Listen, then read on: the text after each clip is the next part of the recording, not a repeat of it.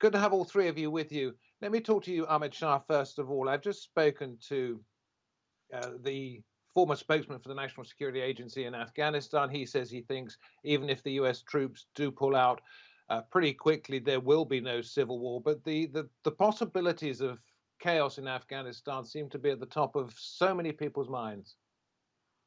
As we're speaking right now, Taliban are day 10 of offensive in Helmand.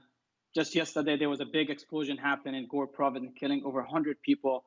I think I agree with Mr. Faisal in a way that he has optimism for peace, as after 19 years of war, a US-Taliban deal gave hope for contemporary Afghans that peace is possible.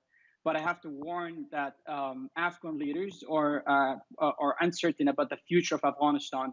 If we look at back historically and the trajectory of Afghan political system, the power vacuum left by the Soviet Union in 1990s created a civil war that later on made the United States to intervene. So I think a U.S. exit strategy is not a strategy given that the mission is not over yet. We went there for a reason. We have to stay.